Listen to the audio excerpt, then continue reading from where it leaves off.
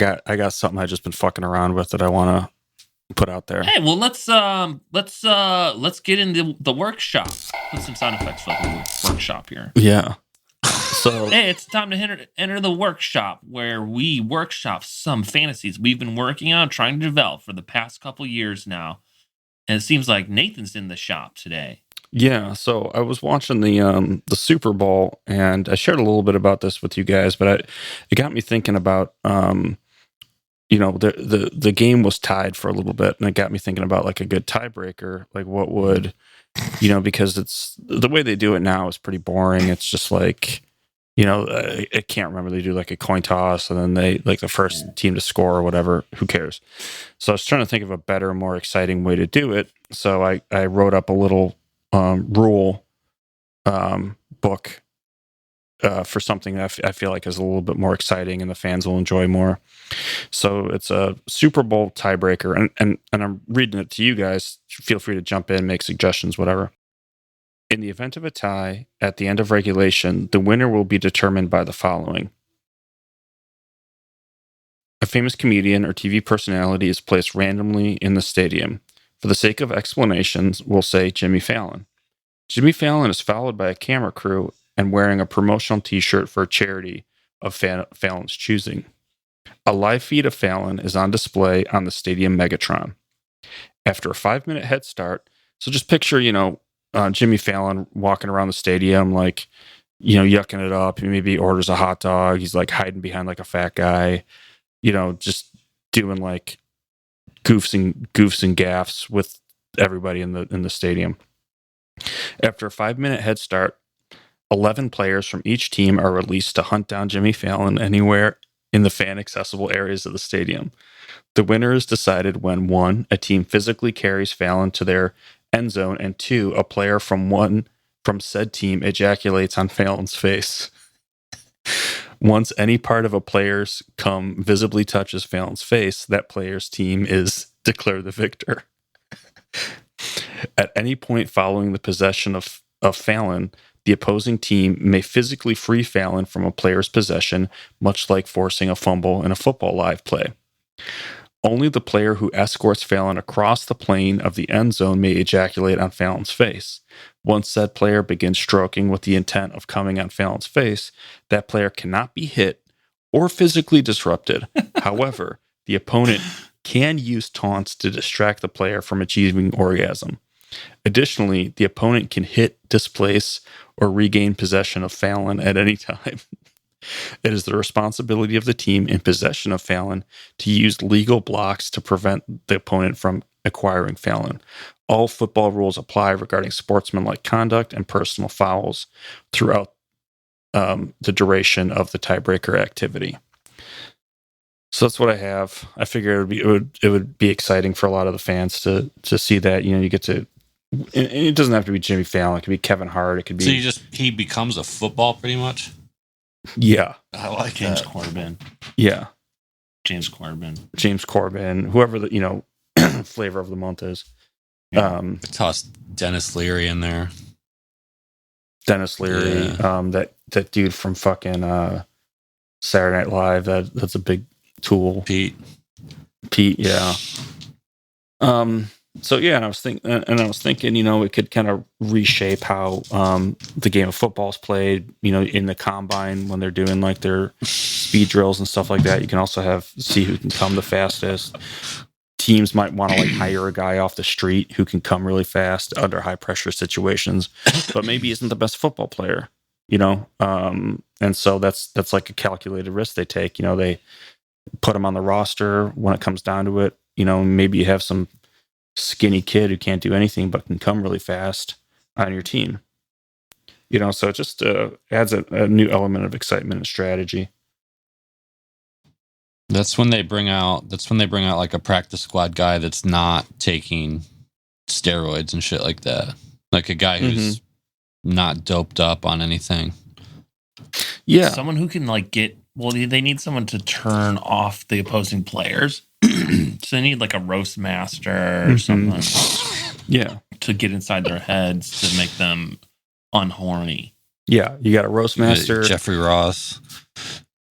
Maybe a guy with just like a diabetic leg that's getting eaten up. Kind of gross. He just like reveals his leg, his smelly leg. Yeah, somebody who just stinks like shit. Yeah, and he's just telling you about his how he had gangrene. Yeah, he's telling you about how hard dialysis is. Yeah, and like you have guys sending in, guys off the street sending in videos, like doing TikToks of themselves, like jacking off and coming on another dude while people are like screaming at him. And there's like a guy's on a football field, and there's a coach with like a stopwatch. There's like, all right, go. And the guy just starts coming, and the whole football team standing around just screaming at him.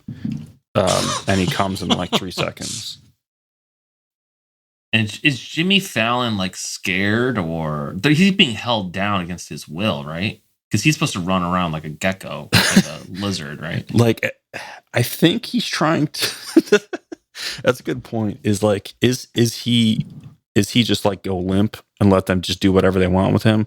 I figured he wants to get it over with. Very submissive. Yeah, and I figured like the reason why I said come on his face is because if throughout the course of acquiring him they ended up ripping his head off or some other like disemboweling him some other way, you just have to drag his head into the end zone. Because think about it, you have guys who are like 6'5", 280, just like playing a tug of war with his body. Can you imagine like these guys, a whole line of I almost said soldiers, football players, because I look at them like it's a war. But a bunch of football players lined up in a training, and a coach is just coming by with a little with the notebook or whatever, and he's just grabbing people's masks while these guys are jerking off, and he's like yelling in their faces. Yeah, exactly. You know what I mean? At like 7:00 in the morning. Yeah, and it's a cold day, and it's like it's only for the Super Bowl, so like it's really it just gives a lot of the media and people a lot of stuff to talk about. Like you can show, like the ESPN Films documentary of like some guy who was like working in a supermarket, and he got called up by the Eagles because they heard he can come really fast. And then the next is like footage of like the coach just like screaming at his head in his helmet while he's jacking off. I'm picturing onto another guy's face. I'm picturing all the celebrities leaving, like kind of getting a sense that it's going to end in a tie, so they're trying to leave the stadium before everyone else. And Jimmy Fallon making it close to his car, and then 4 guys grabbing him and carrying him back in. And by the time he's back on the field, he's completely nude and his ass is like bleeding. Yeah, you missed like something happened. You didn't get to really see why he's just been sort of just torn apart just on the way to the field. Yeah. And his face he's not sad or happy. He's just like not. Yeah, he's completely checked out and like numb. He's gone somewhere else. Yeah. I think it would be like you'd never seen that fucking face on that guy ever. No. Something's wrong. Yeah. You know how it's like a big honor to be like the halftime show? Like it means like you've really hit the peak of your profession if you as a musician, if you're able to play a halftime show. That's how I see this being as far as like a comedian or TV personality. Like it's an honor, it's something that you would want to do. And and like you can try to like squirm away. Like imagine like Ricky Gervais just like not wanting to comply and just like squirting out from a guy's grasp and just like running down the disrespectful. I'd love to use that dude as a football. Just fucking kick him around a couple hours. Yeah. I want to like lock him in a room and just terrify him for like too long. Make him smell drugs and stuff. He doesn't know what it is. He's scared in the corner of the room, like that kind of stuff. I would love to get him hogtied and just spray fucking Windex in his eyes. Dude, I want to have like a psychological hold over him. You know what I mean? Like I get him high. I get him high on like I don't even know what. It doesn't even make sense. It doesn't even matter. It's just some nasty shit. Mhm. And he's just tweaking hot in the corner, like naked and scared. Uh-huh. You know what I mean? Yeah. And I go up to him. I'm about to hit him, and he cowers from me. You know what I mean? Like I own him mentally, and I'm just doing it because I'm evil, cruel. You know what I mean? Yeah. It's fucking 2 p.m. and I've been doing this for the past 24 hours. Yeah. I haven't slept, smoking meth to stay awake. You know what I mean? Yeah. That's what I want to do to him. I want to see him after the team wins, whatever team wins, because the guy jacked off on his face. I want to see him like with the Super Bowl hat on and the Super Bowl shirt, like partying with the guys, and he's got like 3 teeth missing, and his nose is broken, and he can barely stand up, but he's still Yeah, smiling. his hair's all messed up.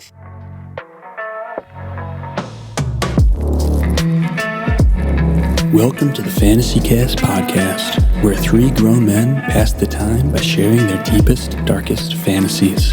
Here we go. Did you guys do anything with your lovers for Valentine's Day? We went out to eat. Gretchen got sick. What kind?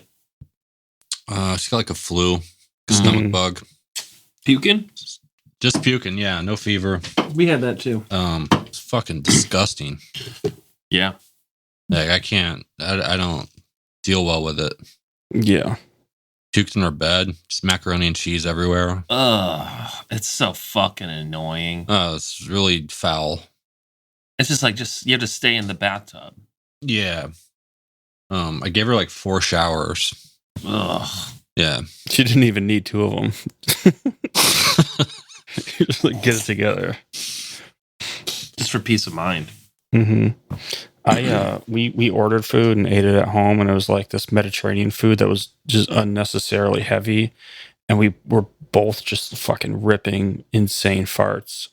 Like we have this air purifier that turns red when when there's like dust in the air. And I swear to God, It started vibrating and smoking. yeah, the springs started shooting out of it. But I'm serious, it like turned red. It was like inhaling the methane or whatever. Wow. Yeah. It's Savage. dangerous. Mm-hmm. What about you, Mike? You don't seem like a very like you don't get hung up on things like holidays. Valentine's Day was pretty interesting. We ordered some food. Mm-hmm. We went to this pizza place nearby. It's one of those medium quality places that's just Mm-hmm. good, you know. And we ate some pizza, had a Caesar salad. Mm. They come on these little paper plates, right? And you know the oil just seeps right through the paper. Yeah. When I was done eating the piece of pizza, I'm licking my fingers. I looked down at the plate. Mm-hmm. And I looked around and I was like, do you want to do something crazy? And she's like, what? Before she can even say what, I have my hands underneath the table and I pushed the plate under her skirt. Uh-huh. You know what I mean? And just rubbed it all over in there. Yeah. Let me just say, that was just the beginning of the night. Oh, wow. We were playing demented, demeaning tricks on each other all night long. Yeah. You know how Well, hold on. One more, just to give you an idea. I was in just later on in the night. This is amongst a bunch of other stuff happened. I'm in a stall going to the bathroom. We were at a club. Someone pounds on the door. It's the most masculine man you've ever seen wearing a blonde wig and a dress. Mm. And they said, your wife sent me to pleasure you. How do you say no to that? I couldn't. Yeah. I did say no. It didn't do anything. Oh. You know what I mean? Yeah. But I don't want to air my dirty laundry out in the public or anything. Sure. Let's just say it didn't go over how the guy thought it was going to go over.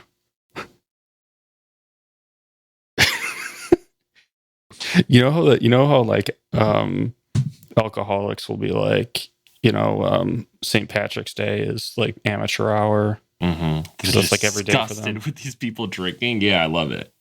That's like how we are with Valentine's Day. Yeah. It's just like this is every day. This is every fucking day for us. So Have you ever? I always wanted to ask you guys this. Have you ever? Nathan, you don't do drugs, but John, you smoke weed every now and then. Mm-hmm. Do you ever talk to like someone who's like a serious stoner? And Nathan, obviously maybe you've had experience with this. And you say you got like really high once, and an absolute stoner is just completely disgusted with you. mm-hmm. You know what I mean? Like they're kind of like angry, like you did it wrong, Just or you're angry that you can still get stoned. Yeah, there's something going on with it. There's just this. I've never got one to articulate it ever, but they get furious with you. Yeah. What is that? What's that about? I think people hate. I didn't smoke weed for so long because I hated hearing people talk about it. Uh huh. You know what I mean? Like I just like roll my eyes at it, and then I did it, and I got really fucking high, and I talked to Martin Luther King Jr. in the mirror. Uh huh. And I told someone that, and they're just like, "Well, that didn't happen. You weren't that high. You weren't tripping." And I was like, "I was. I was fucking talking to historical figures." And like that then it wasn't weed. You got it. You had it. It was laced. I was like, it wasn't laced. I was fucking high. Yeah, like really super duper high. Yeah, it's like way gone. And people don't like that. No. Yeah, they don't. It makes them It makes them angry. Yeah. I don't know why. Yeah, it's like you're encroaching on their thing somehow. It's like they're like gatekeeping. Like Right. Yeah. Some of the worst, like most insane experiences I ever had was one I've just been paranoid from being way too high. Yeah. It's just a different kind of thing. Yeah, it is. Hiding on my floor, peeking out my window, Mm-hmm. using a CD to look out my window because I'm being paranoid Yeah. in high school. Yeah. I started just flushing a bunch of my own underwear down the toilet. Shut the fuck up. Mm-hmm. For real? Clogged up. Oh, No. Okay. Okay. Because I was being for real. No, I've definitely done the peeking out of windows. I've done the just like I could have sworn left and right that there were police like coming around the house, but it was the whole time it was this guy scratching his leg with a fork. Just like casually itching himself, you know? Yeah. Like probably I don't know, it was like maybe the third time I'd been super, super high. And my friend Ryan visited Chicago, and he bought weed from someone at the airport. We didn't have anything to smoke it from, but we had Blake's hookah, like that 8-person hookah. So he just put all of his weed into that thing. That's a big ass bowl. Yeah, and we smoked that, and then he watched like fucking police violence videos for like 6 hours, and I was just so fucking high the entire time. It made me feel fucking sick. One time I was in Delavan, Wisconsin, visiting a friend, and we went over to this like party at a trailer park, like just out in the middle of nowhere in Wisconsin. All these stories are pissing off stoners. If any stoners listening to this are fucking so disgusted by these stories we're telling. Yeah. And we started smoking in there. They had like a bedroom, like a king size bed that took up the entire like room. So it was basically the whole room was a bed. And they had like stuff written in marker all over the walls. It was just like crazy. And it was these like two teenagers. And we got super high. We went out to their living room, and there were like 2 middle school kids rolling around on the ground making out, and their mom was sitting there with a beer just like laughing at them. I'm like, let's get the fuck out of here. So we go to leave, and the mom's like, you're not going anywhere. I can't let you drive. And I'm like, I'm fine. I swear to God, I can drive. She's like, no, you're staying here. You guys are spending the night. I'm like, fuck, no, we're not. And so I took the keys and just drove home like super carefully. What were you gonna say, Mike? Oh, I remember you telling me a story where you got really high and you went to buy cigarettes at a gas station. Oh yeah. And the guy gave you a pack of cigarettes. And you're like, can I get like the normal size pack of cigarettes? Because to you, it seemed like super tiny. So it was like they put it under. You know how there's like the bulletproof glass. Yeah. So like he put it into that little pocket where you grab it, and if you look at it through the glass, it looks smaller. So I was like, no, let me just get the lights. And he's like, these are the lights. And I was like, the normal, the big size one. And he's like, huh? And like he had no idea what I was talking about. And then I grabbed them, and they're fucking. I just like drove straight back to my friend's house and went to bed on the couch. Yeah. That's always the move. When you get in that zone, you just got to go to sleep. Yeah. So, Mike, do you got I know we've gotten, we haven't been on in a while, so we've got like a backlog of listener emails. Let me come clean first. Sorry, the past couple of weeks have been pretty rough for me. I've been sick, going through some psychological stuff where I can't really get into it. But I wanted to address some emails people have been sending us. The podcast that we do. First, I want to say, John, Nathan, sorry for dropping the ball the past couple of weeks. I have been feeling well. Like I said, a lot of like humiliating, like psychological stuff I don't really want to get into. I mean, I don't even like going to a doctor to talk about this stuff. You know what I mean? My therapist, I don't tell her shit. I keep everything a secret from her. I'm embarrassed to have to go to it. The only reason I go to it is because my wife wants me to go. I don't want to do it. For the record, I don't want to do it. I don't believe in it. And I think a lot of these therapists are pretty racist. I think therapy in general is just systemically racist. And I don't think that it doesn't really align with who I am politically. But I have to do it for my marriage because my marriage is important. And so, okay, whatever. I just wanted to get that off my chest, so shut the fuck up now. Okay. So I pulled a couple of these out. We get a bunch, but I can't really address all of them. But I thought these might be interesting to talk about. Okay, you ready? Yeah, hit me. Hey, Fantasy Cast pod team. First off, I'd like to say how exciting and fun your podcast is. Oh. I'm stationed in Alaska, and your podcast really warms my spirit and lower chakras when I listen. I love your show and always look forward to the newest episodes.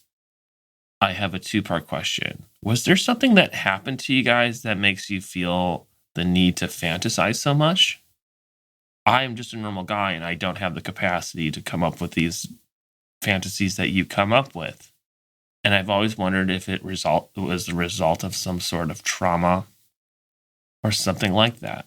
So, if it was traumatic, do you believe that sexual fantasies can have the power to heal someone?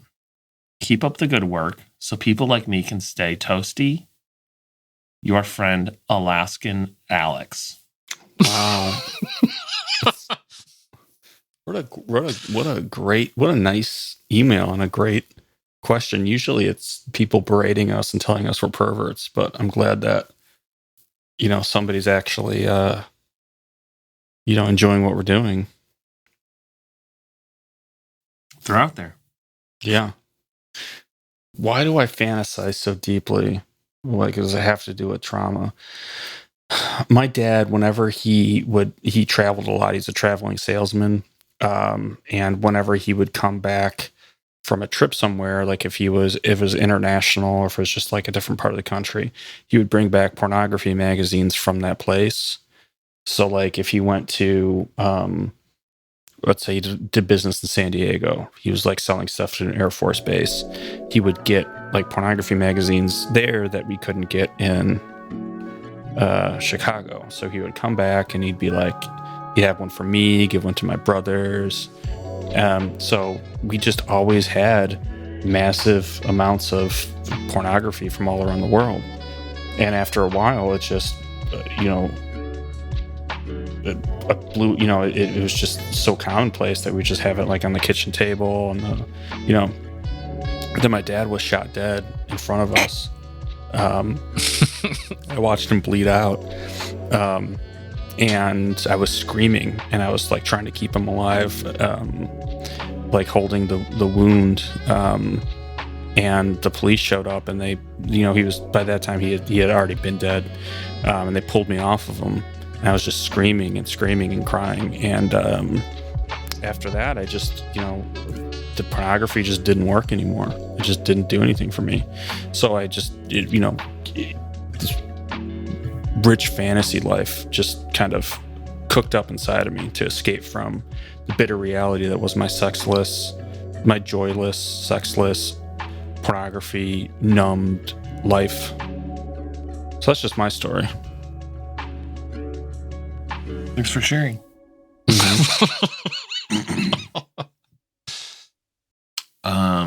Mind if I go? Yeah, go ahead, Mike. I think I can kind of address this. In like 7th grade, I was in love with a fellow student. They were also in 7th grade. Sarah was her name, and she moved one summer before we even got freaky or anything. We didn't even know how to get freaky at that age. And we had, she moved to the mountains and Colorado, and we had a letter correspondence, and we were madly in love with each other, and we would write stories together. We'd collaborate on fiction, stories about us going on adventures together, what we do in college and stuff like that. So one of these summers, while we're still having this correspondence, I go to a camp, and it's funny, like, girls are attracted to you when you don't want them. You know what I mean? So something triggered this girl. She was like one of the fastest girls in the class. She was beautiful, smart, actually landed on her feet, became a powerful lawyer, has a couple kids now. But anyways, at the time, she basically just put the moves on me, cornered me in a bathroom, and like bullied me into like doing some stuff. And of course I fell in love. That's my thing. When I have sex, I fall in love. So I had to break up with this girl through it's hard to talk about, through the mail system, postal system. And then of course this girl cheated on me with Jason Fisher, one of the horniest fucking 8th graders I've ever seen in my life. This kid, I remember being on the bus in like 5th grade. This kid gets off. As he's getting off the bus, he says to himself out loud, as exiting the bus, he's like, "Damn, I can't wait to fucking have sex tonight." 5th grade. Fucking insane is it? My stomach turned when I heard it. You know what I mean? When you like first hearing about shit, it kind of makes you feel sick. Like, whoa, what? Anywho, so this girl, ends up getting freaky with him at a weed smoking makeout party, and then I write a letter to get Sarah's attention back, and it turns out a rock just crushed her to death, just straight up slid off. She died. So, I dedicate all my fantasies to Sarah. And it's kind of like to keep her alive in a way. Yeah, that's beautiful. Thanks, man. Yeah. I feel like we're really getting down to, cracking open who we are. You can get an idea of who we are through our fantasies, but we're just opening up. It's scary. Beautiful. Mm-hmm. Vulnerable. Yeah. Right. You got any more you want to read, or John, do you want to share on that one? Or you think it's like pussy shit, John? No, they ain't pussy shit. I remember I started fantasizing when I was probably in 3rd grade. I was in a art class. I was drawing superheroes, and this kid came up behind me, and he's like, "What is that?" And I was like, "It's just this guy who he's got like a shield, like there's a gun, and he's like, why don't you put a clit on him?" And I was like, what was that? And he's like, clit. He's like, it's like a little piece of meat on a woman, and it's like gives him pleasure. And I was like, I don't know where that would go. And he's like, just put it where his dick is. And I was like, should I give him a dick too? And he's just like, yeah, give him a dick. Give him dick fingers too. I was like, all right. So this fucking guy is holding a gun, and he's got penis fingers, and there's like a clit right above his penis. And the guy's like, give him like a wet asshole, like on his elbow. So I draw this little hole on the guy's elbows, and he's like, yeah, it's cool. That's it's lit. And I was like, you like it? And he's like, yeah, I love it. So that just kind of got me started thinking about different body parts and anatomy and weapons, and that's kind of how I started fantasizing. That's cool. Did you ever do anything with this kid that was talking to you? Like what? I'm just. Did anything happen? And this kid, obviously, No, you were trying to impress him. A lot of things happened. He's suggesting things. He's like normalizing a lot of sexual stuff. Getting you he's to do cool. it. He moved shortly later, but he's the first guy whoever told me about. Now I'm starting to talk about a real guy, Richie Rosario. Yeah, me too. I was talking about a real guy. This kid had he had Bart Simpson sheets. We went to his house once, and he's like, my sister put a pussy on those sheets. And I was like, what? And he's like, yeah, my sister put a pussy right on Bart's head, like on Bart's face. Mm-hmm. And I was like, I thought it was fucking weird that they did that, but it was like they were like, he was playing truth or dare with his sister. And he dared her. So, but she was like a freshman in high school. Right. Just weird. Yeah. Jacked off to it later that night. You have to. Yeah. Yeah. That's one for the books. Fuck, that might be one of my first fantasies, was her rubbing her crotch on Bart Simpson's face. Do you think you kind of like embodied Bart Simpson in a way? Like a spirit? Yeah, maybe a little bit. I always look for those sheets on eBay. You know what I mean? If you ever find one, you can like cut out Bart's head and like rub my asshole on it. Rub your asshole on it, crudely sew it onto a white t-shirt or something and wear it underneath your clothes.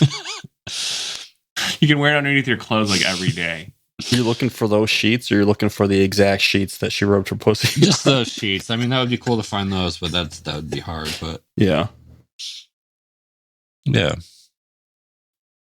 Well, we know when your birthday is.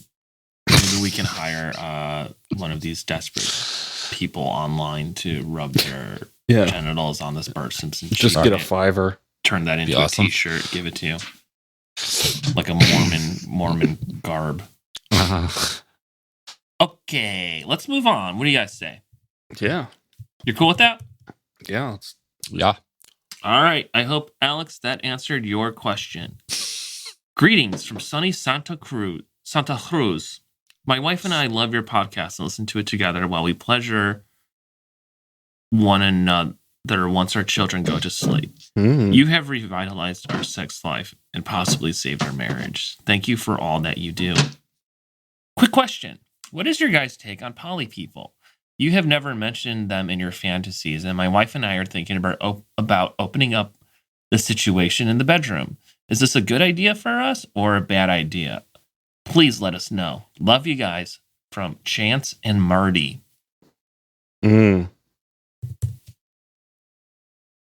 Poly people. Poly means polyamorous. It's a group of it's people who like kind of their main thing is arranging I could be wrong. I don't know much about them. They're pretty mysterious.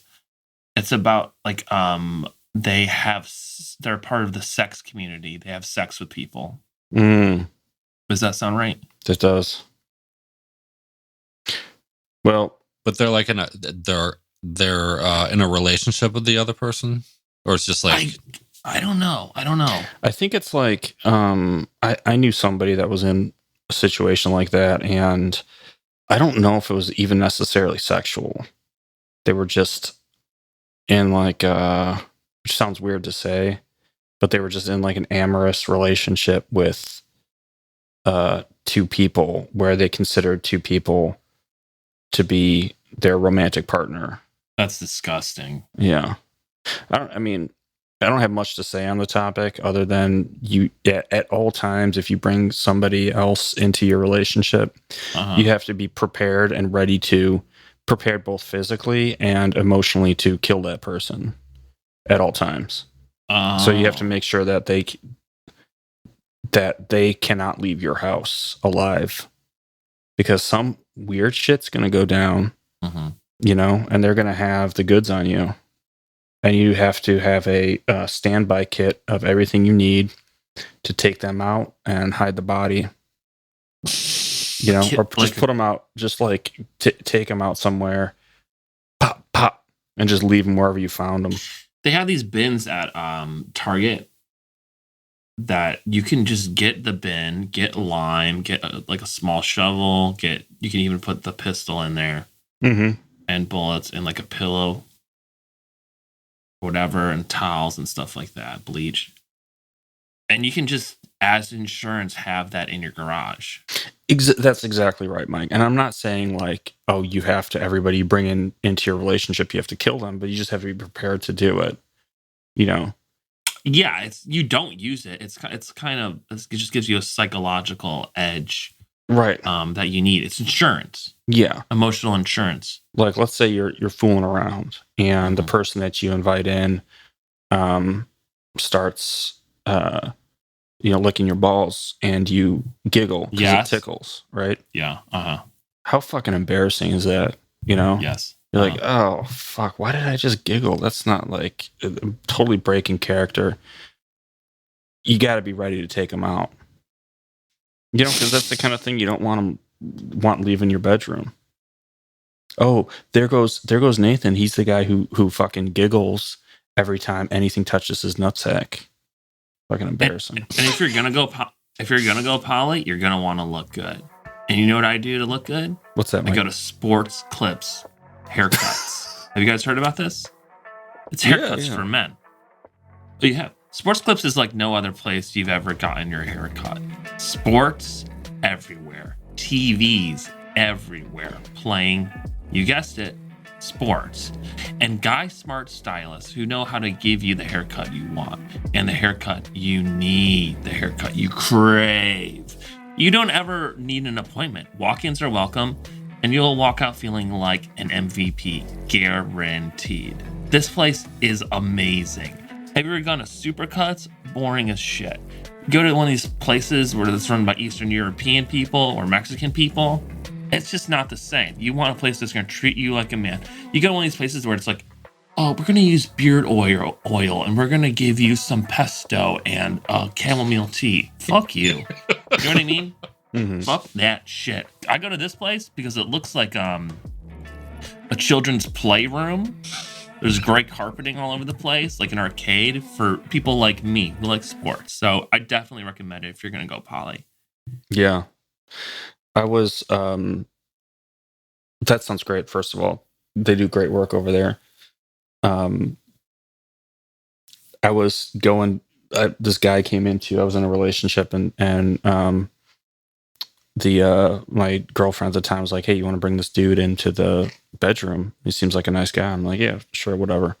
So fast forward, I'm sucking his dick, and he looks like he's making noises like he likes what's going on. And he says, God, I could just marry you. And I said, let me know. I'll get a wedding chapel arranged.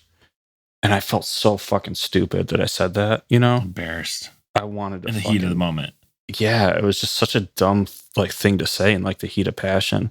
That's one of those things you say to yourself out loud while you're doing the dishes, and you're just like, oh God, I was just killing cringed. me. I just wanted to fucking slit that guy's throat immediately. Yeah. And then fucking put one in my brain too.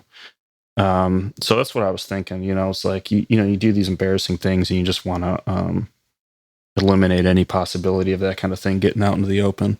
Hello, I'm a teenager in a small town and found out about your podcast from an older girl at school who thought I might like it when she caught me peeping in her window one night. Okay. Ever since that first listen, I have been writing fantasies and I'm really into it. My question is, when would be the right situation to share my sexual fantasies with other kids at school? I'm a sophomore, by the way. Thanks for all that you guys do and keep up the good work. Stay horny. Steve from Seattle. Mm.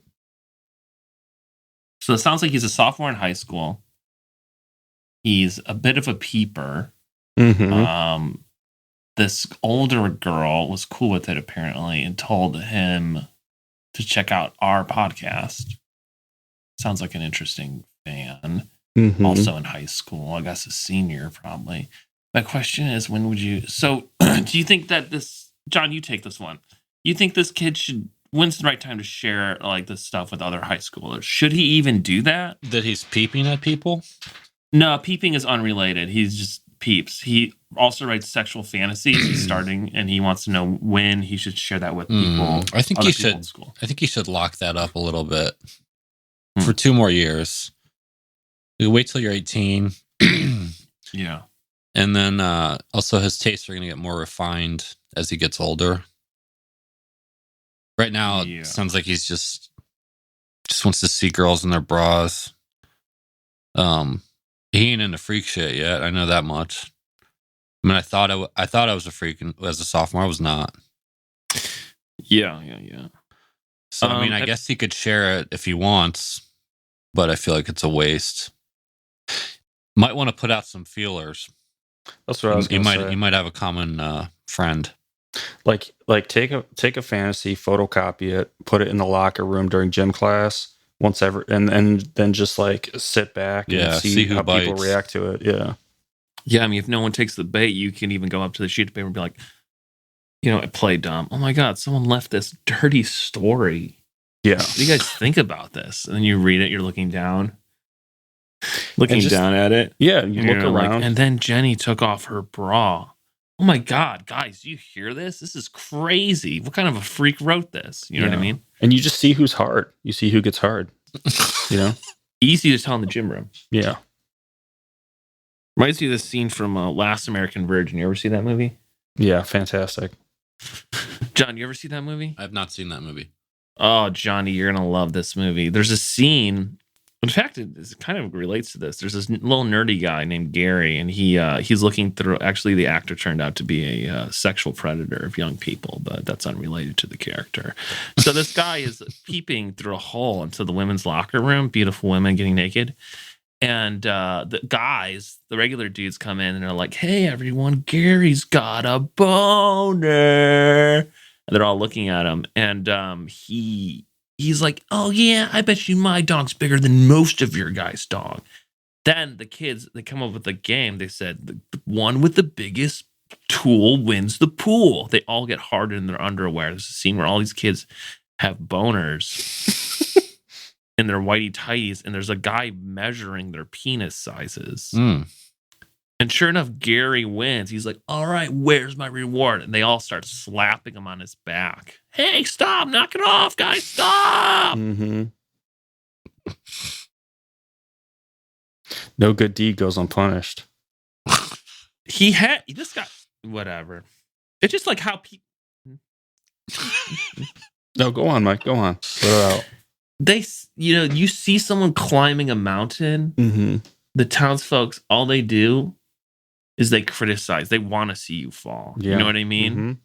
so that they don't get upset. You get the top of that peak, Mm-hmm. they can't say shit. You fall, they're like, see, I told you. Mm-hmm. You know what I mean? They just don't want to see this young stud looking through, peeping through a hole in the wall, getting hard and enjoying himself. They don't want to see him do that. They certainly don't. So anyway, Steve, I don't know. I agree. I think you should keep it under wraps, like John says. The stuff you're probably knocking out now is probably garbage. You'll be laughing at it in a couple weeks. Mm-hmm.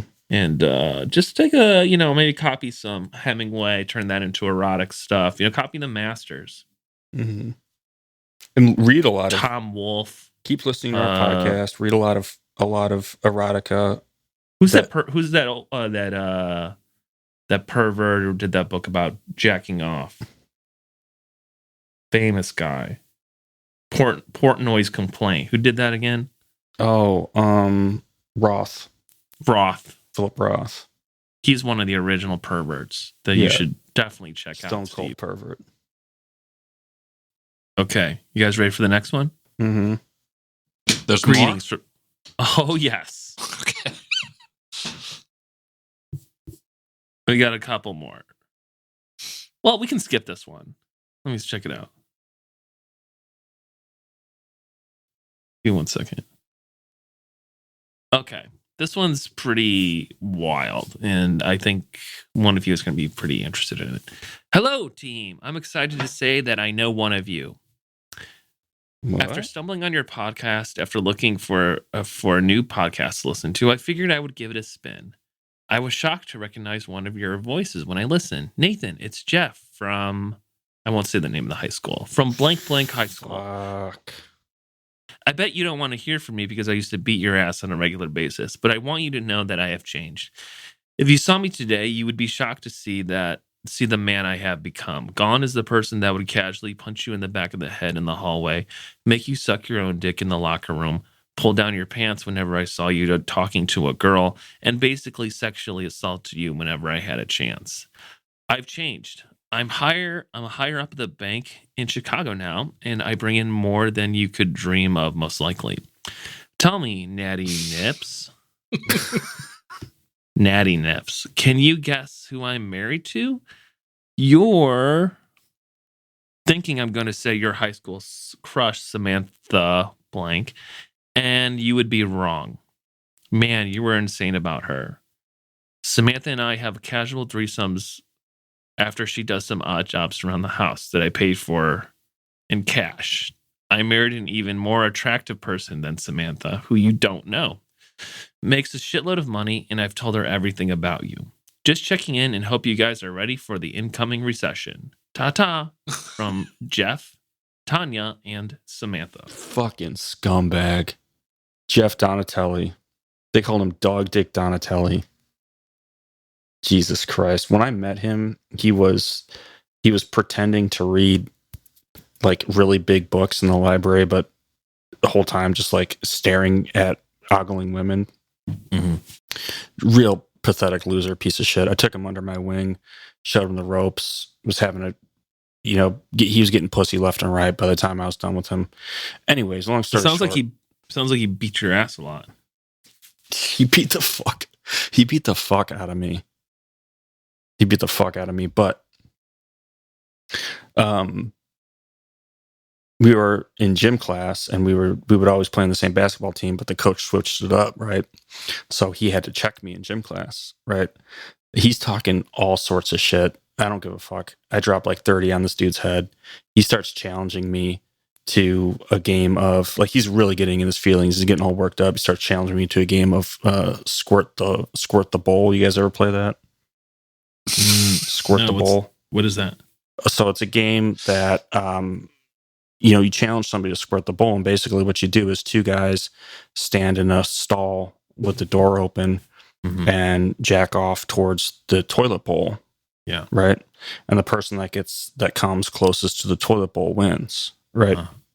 So we're back in the locker room, and I go first, and I know the ins and outs of coming in this locker. I must have jacked off in this locker room like 100 times. Yeah. I know that the vents blow the air in this direction. You have to come at this certain time, at this certain trajectory to get it into the toilet. So I'm going first. I'm feeling pretty good about it. I start rubbing my dick. I'm thinking about just, there's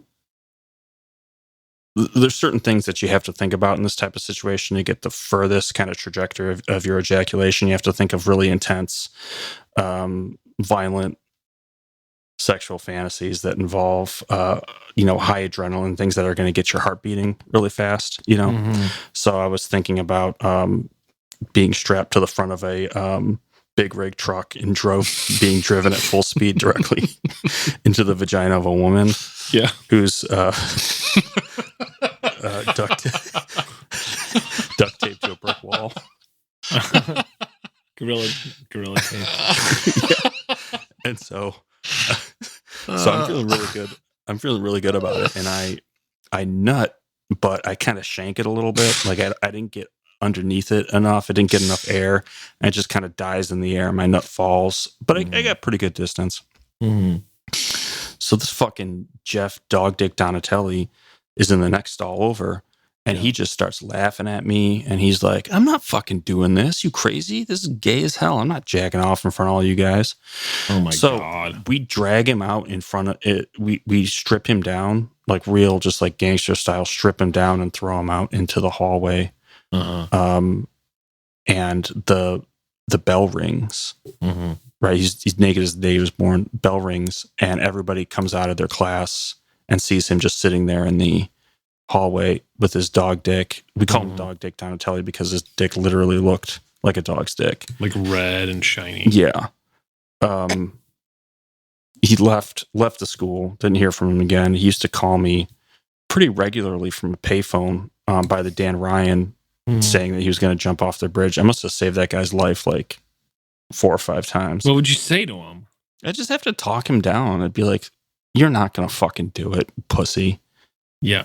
Go back to your house, play your little video games, go to sleep, settle down. It's not that serious. So I don't know what the fuck he's trying to pull. Calling, writing emails to me. Yeah, I believe your story. I don't know this guy. He's just writing an email. No, he's a head case. He's got time to write an email to a podcast. Listen, did people beat my ass in high school? Yes. Did they make me suck my own dick? Yes. But it wasn't this guy. It wasn't this creep. Stolen valor. Mm-hmm. Trying to live out other people's dreams. You're like the Sam Rothstein of jacking off in the bathroom of a high school. Yeah, that's right. I hustled a lot of fucking people doing that, playing that game. I bought a moped with that money. All right. Well, I hope that was. I hope Jeff got that message, heard what you had to say. There's one more. You guys ready for this one? Mm-hmm. Greetings from Baston. I'm a college student, and I'm terrified that people will find my collection of sexual fantasies that I handwrite in the big library here on campus. I write them there because I have roommates, and I like to hide in the aisle after I write one of the stories to pleasure myself or with a stranger, because I get so worked up from my own stories. I'm a beautiful woman, and I'm looking forward to getting into big-time investing and moving up in the world, but I can't seem to shake these sexual writings. Help me figure this out before I go completely insane. Bustin' in Boston.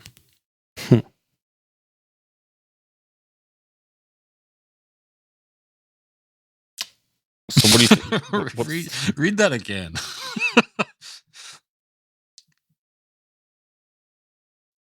Well, like, what's the issue? What's the problem?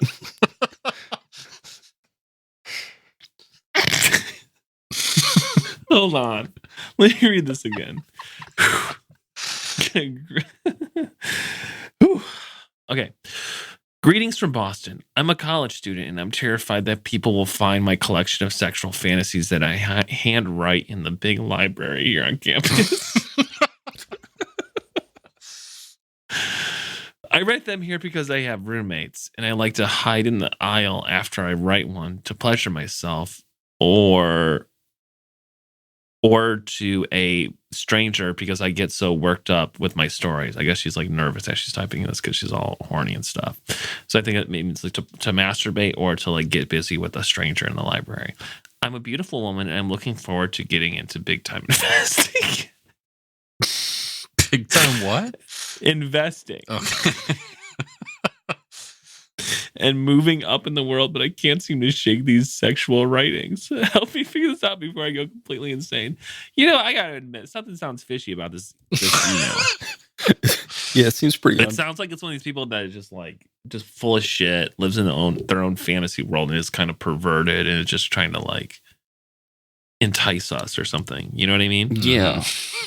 I think the thing is they're terrified about someone finding their sexual fantasies that they handwrite in this big library in college. Yeah. At a college in Boston. That seems like a made up situation. But You know- she's leaving them around or no? I don't know. I guess maybe she sounds pretty reckless, and maybe she's writes that. She's afraid that she she's gonna writes forget it. and then just like throws it in the air and then goes and like does whatever. Yeah. And she's afraid people are mean, going to find out that it's her. It's more of like its own work of erotic fiction in a way. Yeah. Micro erotic fiction. I mean, I believe it. Why not? I think maybe they're afraid that they're not going to get into big time investing and moving up in the world if they're a slave to this addiction to sexual fantasy. Yeah. Handwritten. Maybe that's the issue.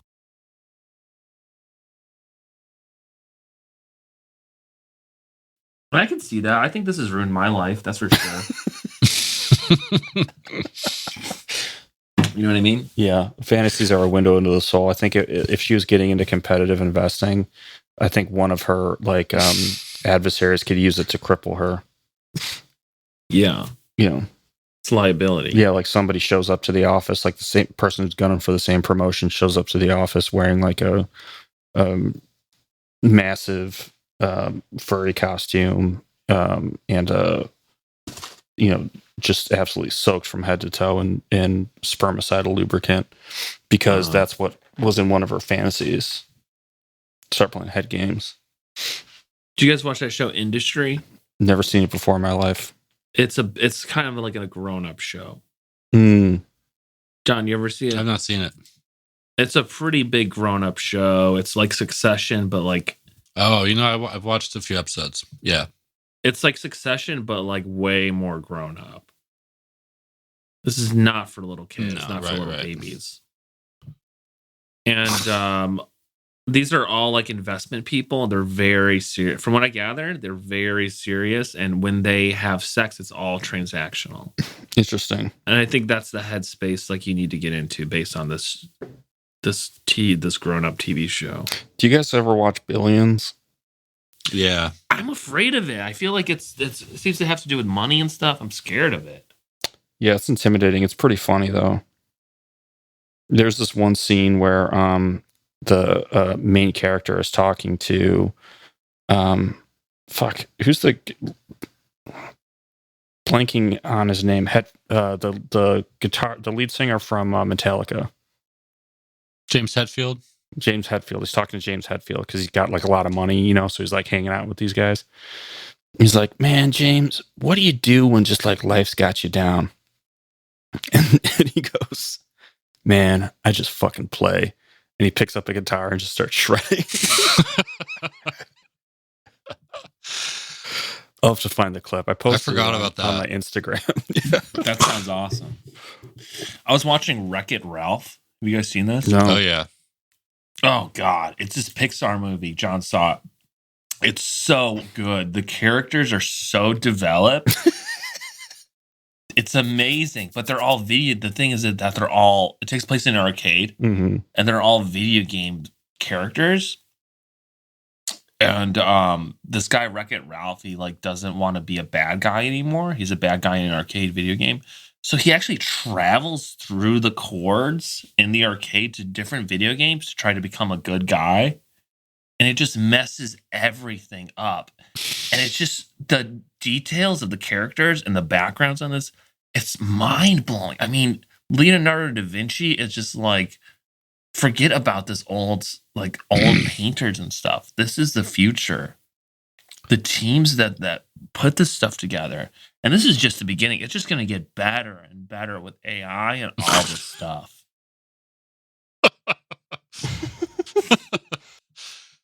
I liked it. My daughter likes it. Yeah, it's good. Yeah. I'm definitely going to watch it again. This little girl in it's so cute. Oh yeah. Adorable. You find it, Nathan? Yeah. I want to play it for you guys. Hey, Axe. Are you all right? Yeah. You know, Okay, here it's it just is. bullshit. It's weird You know, how I came out here to unplug, but I can't. And, really unplug. Do you mind me saying this? I just gotta get to a point where, I really fly. Just feel free, let go of all that Earthbound shit, and just, I hear you. feel free. Yeah, you should, man. You should. How do you do it, man? I play, man. I play.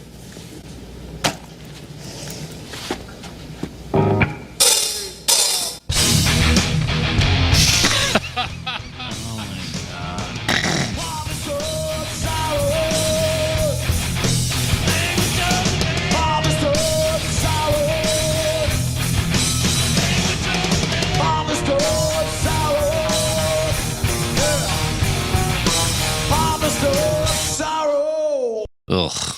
Lars is looking like Hannibal Lecter in that.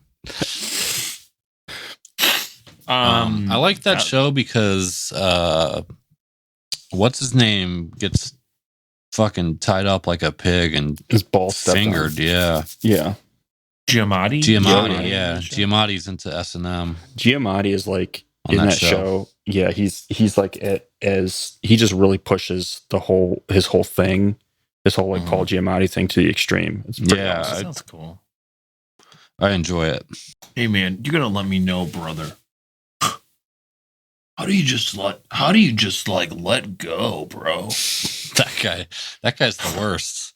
He's the It's fucking painful to worst. watch. He's the worst. It's fucking hard to watch that guy. Yeah, Holy fuck, I've never liked that's him. Embarrassing. he just has this dumb face. He's like a weird looking ginger. Yeah. Did I tell you about this Mexican restaurant I kept going to the other day? Mm-mm. Let me tell you about this date. This date, I just kind of remembered I was in college. I was kind of a confused guy in college, experimenting with homosexuality, ass play, S&M stuff, poly, trans stuff, bisexual stuff. I was just trying to figure out my stuff. And I just fooled around so much that I like kind of hit a brick wall. I maxed out. And so I started dating someone who was just like extremely beautiful. But I was like, I can't do this to myself anymore. I'm too much of a freak. So I went to a Mexican restaurant with them on the first day. And midway through the date, I was just like, I can't do this anymore. I can't destroy another human being with my stuff, you know? So I acted like I was like a big foodie just to like eat as much food as possible so that would be impossible for us to have sex. And Mexican food is like really, it's something about the oil just makes you feel like you want to like die after you eat it. Mm-hmm. So I over order and it's like, okay, we're safe. We're too fucking stuffed to like have sex. And then she keeps asking me out. She's really nice, and I'm just like too nice to say no. And so we keep going back to this Mexican restaurant, and I'm acting like I'm trying to convince her that it's just like the best Mexican food I've ever had in my life. and I'm just ordering like, let's get the tostadas. I haven't had the tostadas yet. Let's see what they're like. You know what I mean? Yeah. Oh, El Pastor. They put a little pineapple on it. Oh my God, this place. And I'm like looking back at the chef, and it's just like it's like a Mexican guy who's just trying to ignore me. He's like, just wants to get me to leave so that he can close up. I do this like 10 times. And I'm like, finally, we're going to finish the menu. You know what I mean? Mm-hmm. The last thing on the menu, enchiladas with the greens with mole sauce on it. You know what I mean? Yeah. And she's like, okay. And she puts her hand on my hand. She's like, okay, this is a small plate. So afterwards, I think it's time to eat. Go back to my place, and you can just do whatever you want. I know you're scared. And I'm like sweating and shit. It sounds fucking terrifying. She knows something's wrong, but she has a good heart, and she wants to walk me through it. You know what I mean? She sees right through it. I go to the bathroom, and I trash the bathroom because I'm so scared and yelling at myself. I'm like so torn and stuff with my shirt open. I go into the stall, and I call in a bomb threat to the place. SWAT team busts in a couple minutes later. They realize it's me. They're pulling me out. They wrap her in a blanket, and she's up front, like drinking coffee or whatever. And I'm just like freaking out. They're putting me in. It's funny not thinking about it because I was just so lost. They're putting me in the back of the police car, and I'm just like foaming at the mouth, and like kicking the back of the seat. I was like, I'm never gonna fucking see you again. They're gonna put me in jail for the rest of my fucking life. You know what I mean? Fuck. You know what I mean? I'm like, Jennifer, fuck. They're gonna kill me.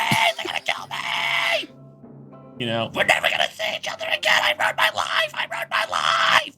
Yeah. You know what I mean? Yeah. Never saw her again. Never talked to her again. Never saw her again. They let me go. I had to go to a therapy for a little bit. Found out a hell of a lot about myself. Cleared up a lot of stuff. And I gotta say, that was like kind of a turning point for me. Yeah. Yeah. Hey, mission accomplished, you know? You got out of there without having to be intimate with her.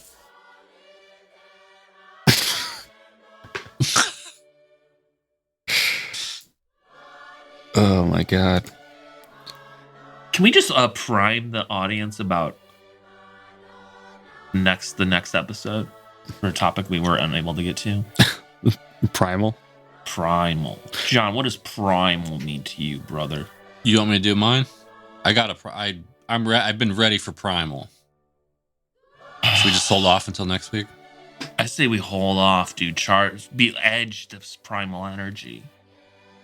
Because you know what I mean? I go fucking primal. Dude, I go primal. You every are fucking time. Are you farting, cool? John? Yeah, I just farted. Yeah, he farted earlier on too. Yeah. It's pretty good. I'm gonna try to isolate it. Looks like I got it. Next time you have to fart, John, can you bring the mic down there? Yeah, I will. For sure. Guys, I've been masturbating this whole time. I have my penis in between my feet right now, and I've just been like kind of wiggling around. I've been aroused this entire time. You guys have That's no pretty idea. impressive. Yeah, it hurts like a son of a bitch, but it's part of the thrill. Yeah. Well, all right. That was fun. It was fun. Let's just kind of off the cuff, just kind of happened, you know. All right, guys. All right. See you guys. So, see you guys later. It was just like the last couple of weeks have been pretty hard.